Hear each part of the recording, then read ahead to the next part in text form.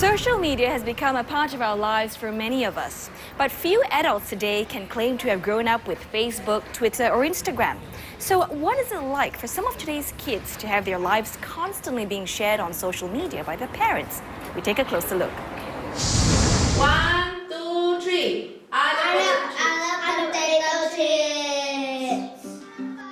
Lu Jiahui is a Sharent. Parents who regularly blog, tweet or post photos of their children on Facebook, Instagram or other social media platforms. When I became a parent, there were a lot of things that happened that I'm very proud of, like Nicole's first step, okay, or the first time she spoke.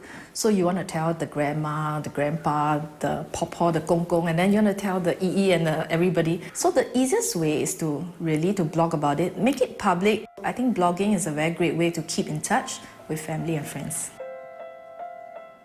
It was Jiahui's youngest daughter, Nadine, that really got her started on blogging. Nadine was born with low muscle tone. It affected how she walked and talked. Though Jiahui searched the internet for help, she could not find any useful resources. So she decided to start a blog to share her own experience.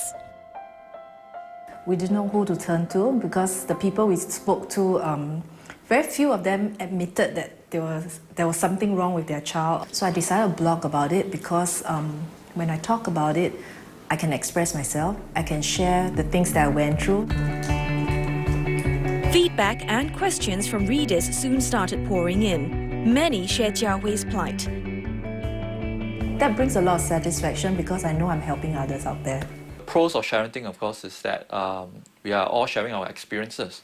And some of these experiences may be quite useful to pick up, especially if you are dealing with children with special needs.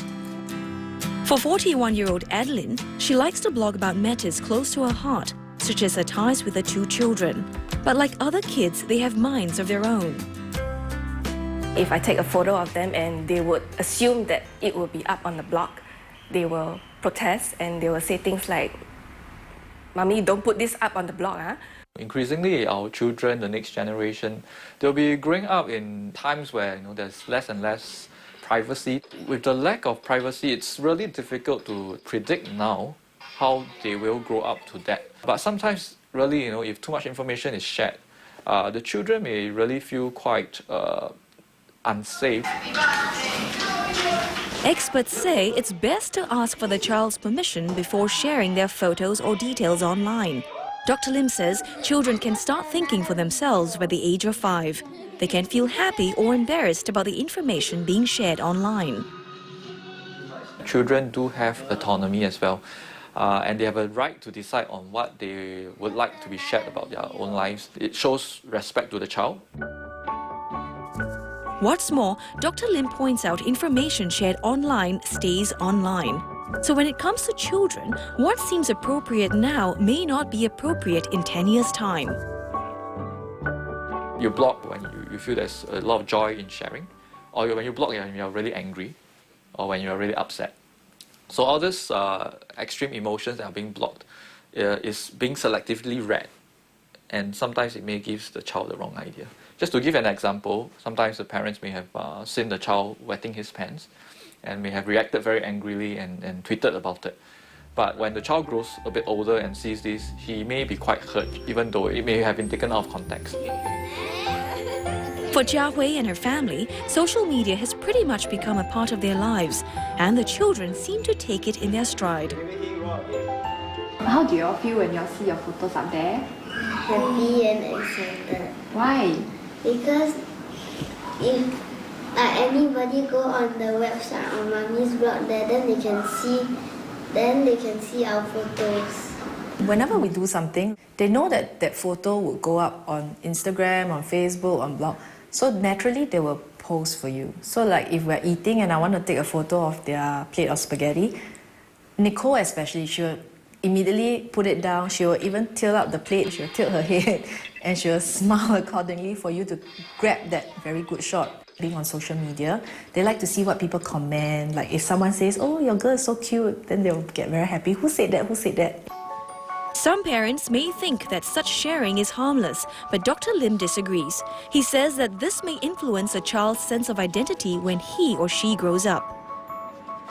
is shown in the number of likes you have and the positive comments in blogs, and the children see it. Of course, they, in a way, they get a kick out of it as well. They think, hey, that's nice. I have a little fame.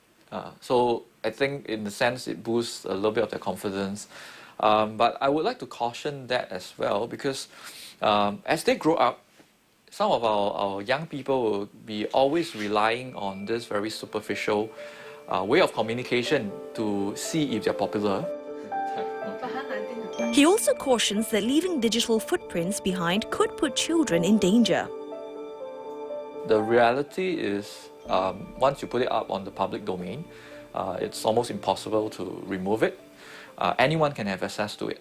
Pedophilic criminals who may then have access to not just the photos of your children, but to intimate details. And they can actually make use of these details, so we have to be a little bit careful. Jia Hui is aware that she's essentially writing an online history of her children. Despite the potential drawbacks, she's undeterred. One of the greatest joys in blogging is, of course, making new friends. I have readers from all over the world, literally, when they tell me that their child is going through the same thing. I'm so conscious whenever I post. Anything that comes out is just a reflection of what my family is or was. It will never compromise on their integrity or their character, because it will just show that they had a childhood and this is what they did.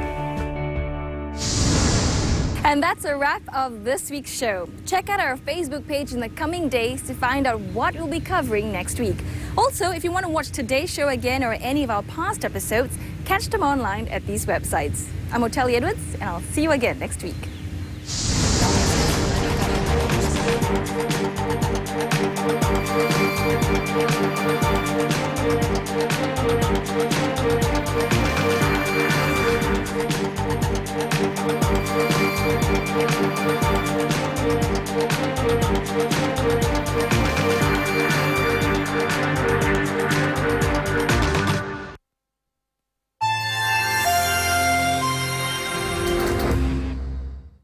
Available on Catch Up on Toggle.sg and cinemasend.com.